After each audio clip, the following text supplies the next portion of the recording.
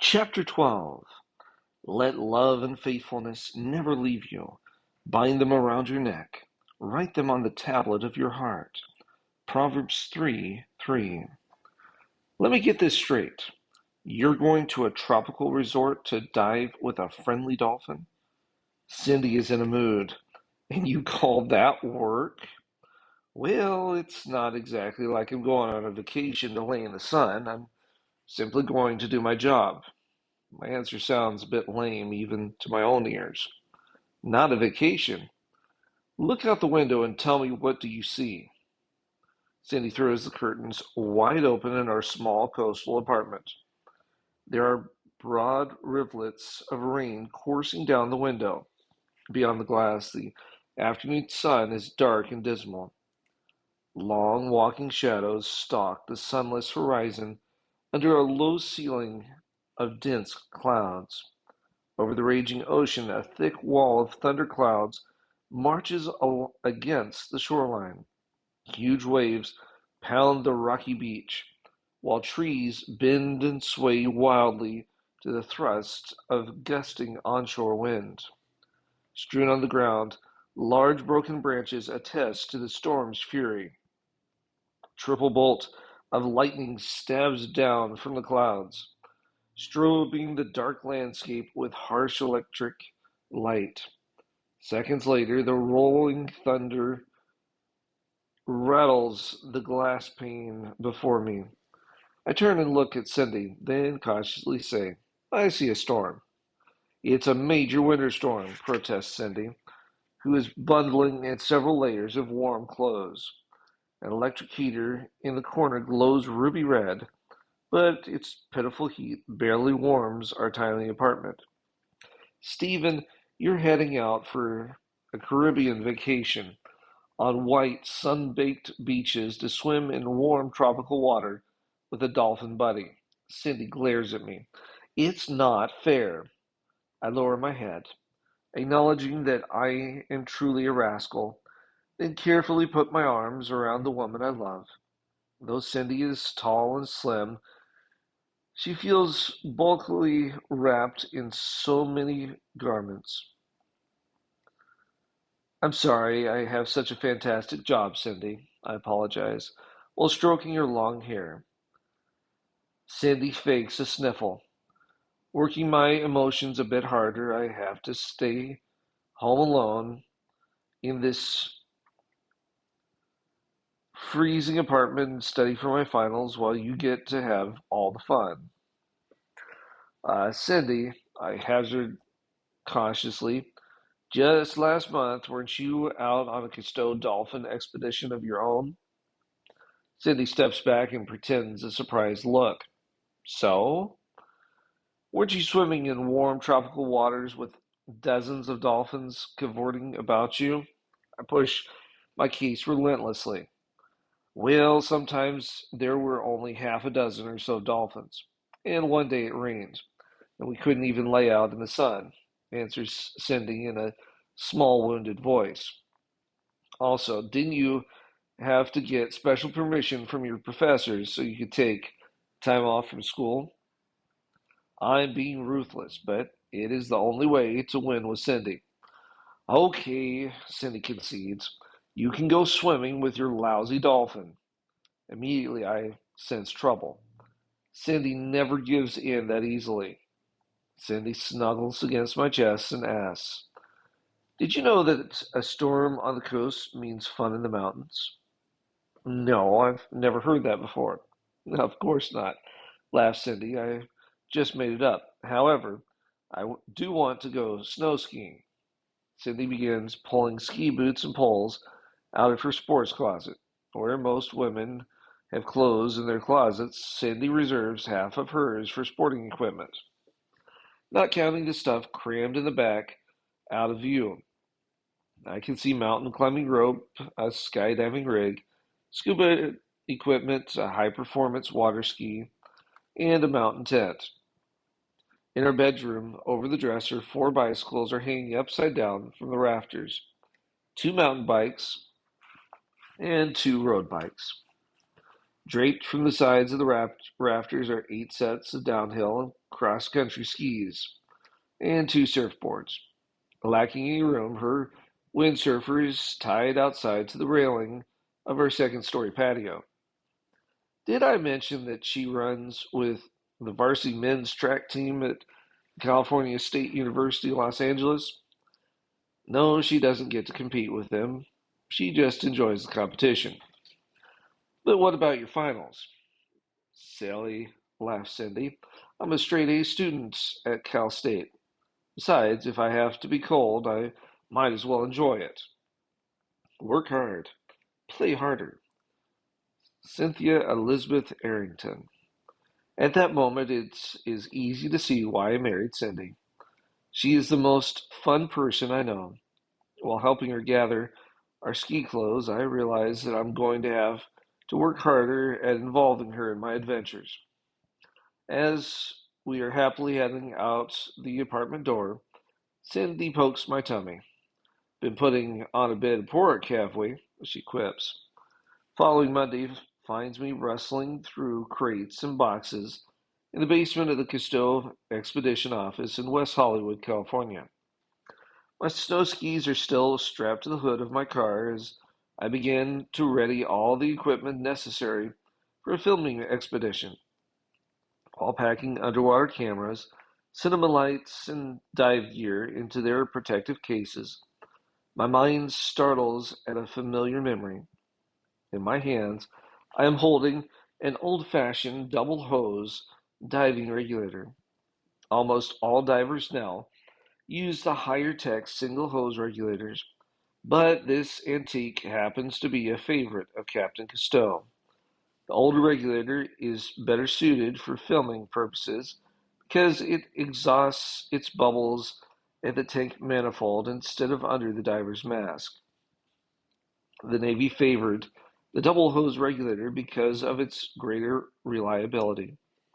Putting the mouthpiece between my teeth, I blow forcefully through the corrugated rubber hoses to make sure they are clear of debris. The physical act of blowing out the hoses startles a memory, and before I know it, I'm traveling back in time, like flicking through the pages of a frayed old book that is my life. I remember how cold it was off the coast of California, sitting in our wetsuits in an inflatable boat in the middle of the night.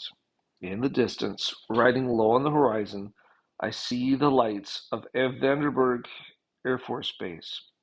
Putting my regulator mouthpiece in my mouth, I blow into it to make sure the hoses are clear, then inhale, testing the air pressure. I recently learned the hard way that sometimes bugs find their way into the hoses. By not blowing into the hose first, I once sucked a rather large bug. Since I accidentally swallowed it, I'll never know what kind of bug it was, except that it was wet with lots of wiggly feet. It didn't go down quickly. Off to our starboard side, a minesweeper patrols slowly. It is a very dark night with a wealth of glittering stars. Then, abruptly, I notice one of the stars is glowing brighter than all the rest. It is also moving rapidly across the heavens, traveling at thousands of miles an hour. The object rapidly plunges through the atmosphere. Then, when it is directly overhead, it suddenly dims and disappears. Though we can no longer see it, the re-entry vehicle is still there, falling rapidly. Parachutes have deployed, slowing its descent.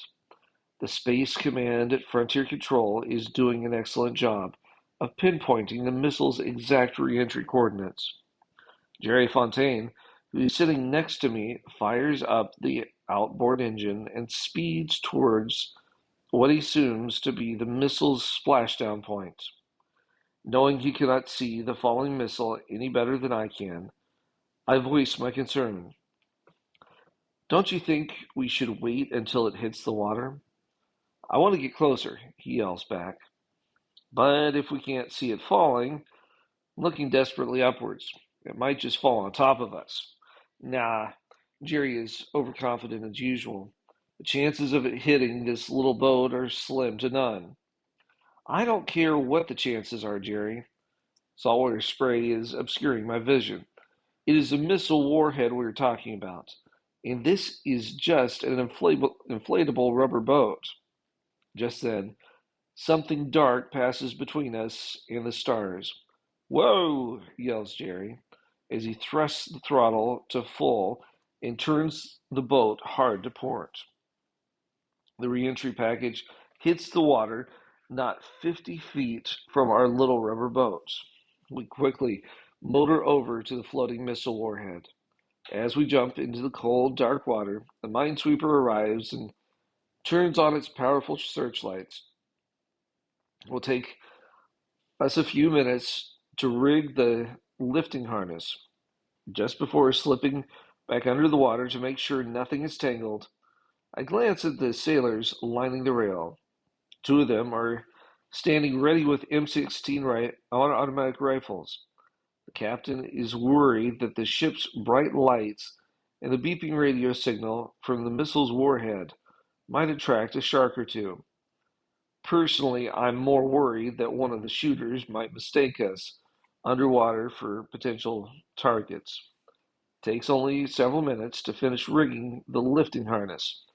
As I touch the cold, smooth metal of the missile, it is awesome to think that this reentry vehicle just fell from outer space.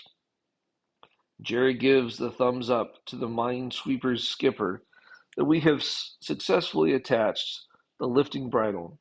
He radios the information to a waiting helicopter that quickly moves in our direction.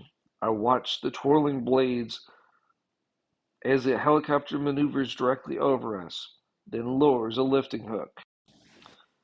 We wait until the hook hits the water to keep from getting hit with a massive jolt of static electricity caused by the helicopter's whirling blades. Then attach the hook to the lifting harness. Swimming clear of the warhead, we watch it lift rapidly out of the water. Then the helicopter disappears quickly into the night. Swimming back to the rubber boat, I can't help noticing that one of the gunners on the minesweeper has his rifle pointed dangerously in our direction. Though I yell at him to point it away, he can't hear me. Stripping off my dive gear, I turn to help Jerry into the rubber boat. He also sees the rifle pointing in our direction. We both begin to yell and wave our arms over our heads to get his direct attention, which proves to be a mistake. The rifleman nudges the shooter next to him, and then they both point their rifles more aggressively in our direction. "Oh, great," says Jerry. "We're probably both about to get a shot because one of those idiots is afraid a shark is going to jump in our boat." Jerry starts the outboard and motors 30 yards over to the minesweeper. The guns follow us the whole way. "Hey, idiots," Jerry yells at the riflemen. "You want those rifles bent over your heads?" "We thought you saw sharks," yells one of the idiots. "We were just trying to help." "Pointing guns at us doesn't help, okay?" he yells back. As the sailors disappointedly put their rifles away, Jerry says, "Could you imagine if a shark actually came near us?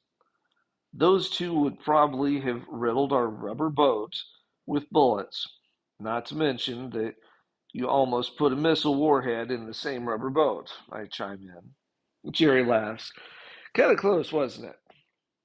Back in the basement of the Cousteau Expedition office, I put the double hose regulator into its case, then glance at all the equipment I still have to pack. As a Navy frogman, our expedition cargo usually consists of plastic explosive, blasting caps, tools for disarming bombs, dive gear, and small arms. Because of the dangerous nature of our military missions, I also always pack a very extensive first aid kit. Now, as I look at the boxes about me, instead of weapons and explosives, I see cameras, lights, and sound equipment. Many of my military missions were highly dangerous. Yet it is with acute surprise that I realize I have faced far greater dangers with the Cousteau Society. Today I will pack a first aid kit that far exceeds anything I took into the field with the military. Not that I'm expecting anything dangerous about diving with the friendly dolphin, yet we never know what we will encounter on a Cousteau expedition of discovery. I'm whistling as I add the entire 3 boxes of medical supplies to my small growing mountain of expedition equipment. He seemed pretty happy. I didn't hear Jean-Michel Cousteau come down the circular staircase into the basement. I have a very unique reason for my happiness, I grinned back. When I was a bomb disposal frogman, packing for an expedition meant taking weapons and explosives. With you, I get to take cameras and lights to film wild animals. Yeah, muses Jean Michel. I can see that as a definite improvement. For a moment, I flash back to my daydream of being aboard Calypso on the Mekong River. Should I wonder. Jean Michel, I ask, have you considered sending an expedition to Vietnam? Vietnam? Jean Michel is startled by the idea. I watch him as he silently begins tugging on his beard, a sure sign that he is thinking deeply. He glances at his watch. Whoops, I'm late for an appointment. He's about to dash for his car, yet he pauses at the doorway, still in deep thought.